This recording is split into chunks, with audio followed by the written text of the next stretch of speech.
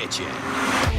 Daddy like Bitchin's back, baby. The reality television show Bitchin Rides was one of the most viewed TV shows on Discovery Channel's Motor Trend TV when they announced its renewal for its 8th season in the fall of 2021. The show took its viewers inside David Kindig's company called Kindig-It Designs, as he and his team of skilled fabricators and mechanics customized all types of cars that were manufactured in every previous decade. Their cars were not for everyone.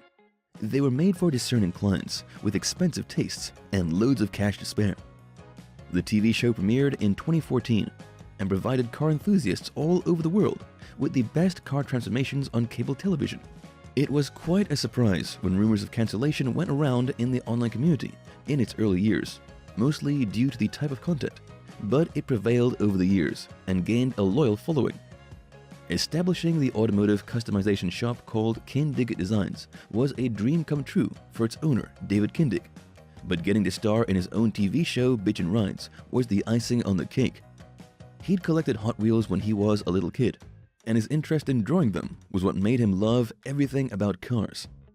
Building using Lego started his passion for automotive construction. It was back then when the creative seed was planted in him. Even at a very young age, he realized that he could put his design first on paper before he organized and cut the material to build it. David didn't come from a wealthy background in Salt Lake City, Utah, so he didn't have the opportunity of a college education to gain knowledge about his passion. Attending an auto mechanics class at West High was the only formal education he had, and everything after that was self-taught. It was basically through years of hard work and steely determination through which he taught himself all about the automotive industry. He was born on the wrong side of the tracks, so to speak, at Rose Park, an ethnically diverse area at the time, when it was still a crime-infested neighborhood. It didn't help that his father left him at a very young age, but that didn't deter him from achieving his dreams. There was a library at the corner where his grandparents lived, and he would browse over its collection of automotive encyclopedias just to familiarize himself with the car body lines and other important details about car construction. The young car aficionado would save every cent given to him just to buy car magazines, including Hot Rod and Motor Trend, so that he could study vehicles in depth. When the teen David was booted out from his home when his mom and her boyfriend had problems, he started working. He saved enough money to buy a car and realized from the get-go that his hobby could be very expensive. So then he worked harder to save more so that he could work on his car upgrades and trade it for a better one. Dave also realized that he would never be satisfied with a stock car, that he needed to stamp it with his own mark. Since he couldn't afford customization and repair services, he would hang out with people in the auto shops and learn by watching repeatedly so that he could do everything himself. Dave's career path in automotive construction obviously wasn't easy. It was years of trial and error until he perfected his skills. He treated it as a part-time hobby at the start, while he worked full-time for other people, learning from the ground up. Initially, he was tasked with sandblasting exhaust systems, but he eventually rose to supervise the Western division of the company he was working for. He was happy with his job, but then someone approached him, being impressed with his drawings displayed on his office wall. Dave was initially commissioned to draw a 1969 Camaro for Super Chevy and Chevy High Performance magazines, and after it was featured in the magazines, he was asked for more drawings, for which graphic illustration work he was paid 10 times better than his 60-hour-per-week salaried job. Dave left his high-performance coating in 1999, where he'd worked for the past 8.5 years, cashed in on his 401k plan, and used the money to open Kindig-It Design in Salt Lake. By word of mouth, increasing numbers of clients came to his shop to have their cars redesigned and reconstructed. His reputation for high quality and detailed work grew, so much so that the initial rented workshop area of about 4,500 square foot in the company's early years expanded into a 27,000 square foot facility, which he now proudly owns. Aside from his artistic talent, it was his relentless passion and dedication for work that led to the success of his auto shop. He won numerous awards for his brand, including the 2012 Master Builder Award given at the Boise Roadster Show and the 2014 Finest Award at the Salt Lake, Utah Autorama. With this level of success, a couple of TV executives from Velocity Channel, which was rebranded by Discovery Channel as Motor Trend Network, heard from one of the auto shop's press releases that Kindig-It Designs would be restoring a vintage 1939 GM Futureliner. David Lee and Bob Scanlon were impressed by the car build and offered Dave a chance to star in his own TV show. Dave looked natural on screen, as he'd always been comfortable with people observing him while he worked. He already had a backlog of cars to work on, even before Bitchin Rides was offered to him, so he made sure that the TV producers from Fisher Productions knew that it wouldn't be like any other auto-related shows on TV. His crew wouldn't work under a toxic deadline just to provide content, or expect them to do any scripted drama to increase viewership rating. The car projects that they had in his shop would sometimes last for several months or even years, depending on the complexity of restoration or customization required. It was agreed that they would film all year long just to capture all the significant items that they tackled for each project. At first, most of the people in the shop were conscious of the cameras and the TV crew following all that they did, but after a while, it didn't bother them. Bitchin Rides made its television debut on the 2nd of September 2014 and has since captured the interest of car enthusiasts, making it one of the most watched auto-related shows in cable TV history. One of the things that Dave was so proud of in his company was that everyone treated each other as family, a culture that Kindig-It Design has adopted since its inception. His wife Charity, who co-founded the company, worked as its vice president. She'd grown up restoring cars with her father, and the first tools that Dave used in the shop were borrowed from him. Then his future father-in-law, who was also a hot rod builder. Dave and Charity's daughter Bailey worked on the marketing side of the business, handled the merchandise, and took care of its website. Bailey's husband, Caden Cornett, supervised the shipping department, apparel store, and showroom, but he also had extensive knowledge of car mechanisms and paint jobs. Most people in Dave's main crew worked with him from the early years of the shop, including Will Lockwood, an engineer whom Dave met back in HPC. Will was asked to join the Kindig-It Designs in 2003 to help in making Dave's drawings a reality. He was the reason their business expanded, as Will lent his expertise in metal shaping and purchased tools such as mandrels and English wheels. Later on, he suggested using newer machines such as 3D printers and scanners to make their jobs easier.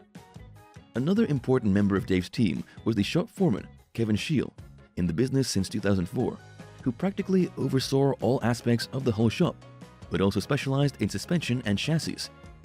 In 2010, Brandon Jones joined the team as his expertise was bodywork, and who became the body shop manager.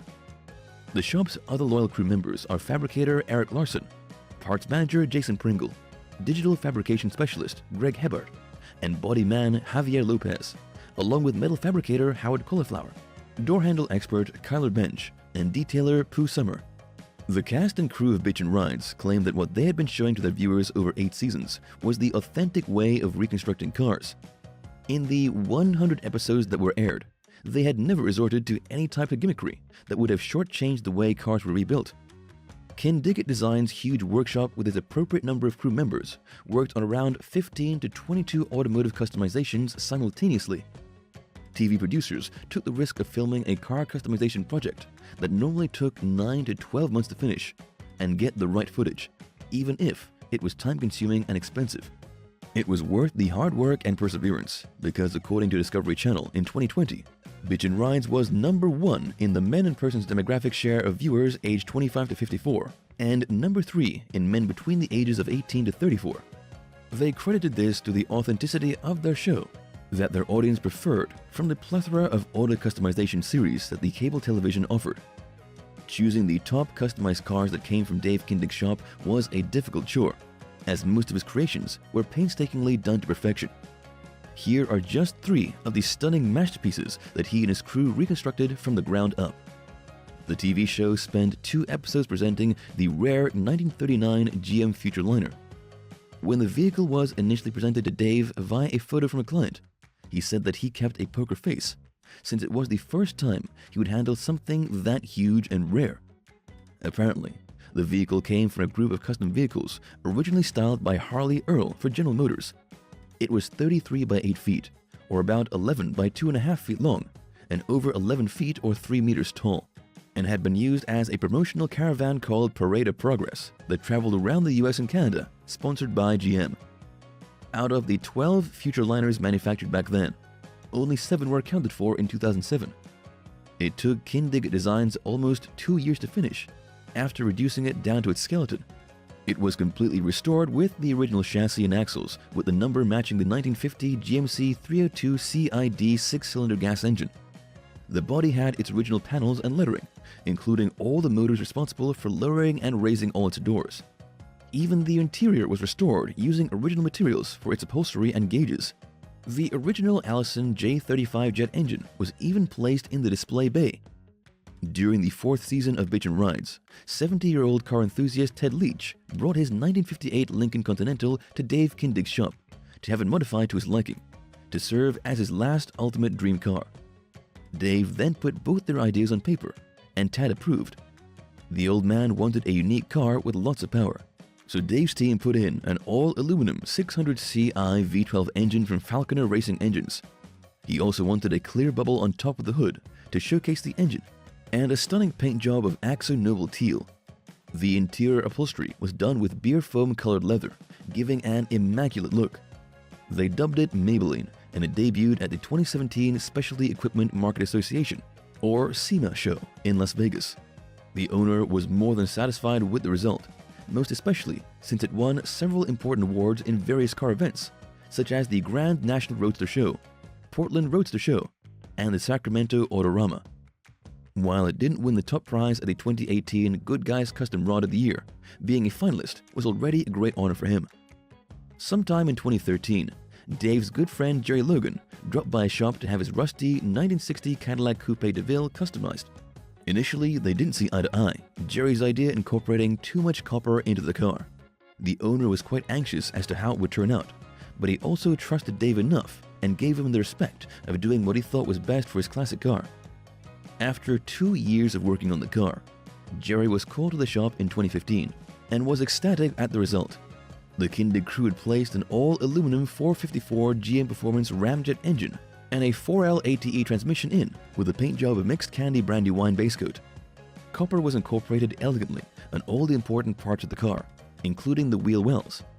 Copper bullets were also found in the grille, and a light copper hue was used as a tint on the windshield and windows. The client's smile was wide when he sat in his newly customized 1960 Caddy.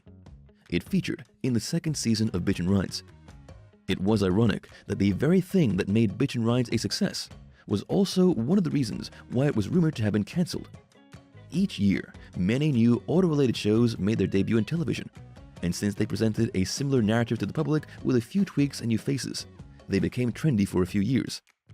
Some of these shows tapped into intrigues and conflicts so that they could reach viewers who salivated in scripted personal dramas. Some TV producers could be greedy and resort to incorporating tasteless public tantrums just to increase or maintain their viewership ratings. During its early years, the TV show was so focused on the auto restoration process that it was criticized for its lack of entertainment value.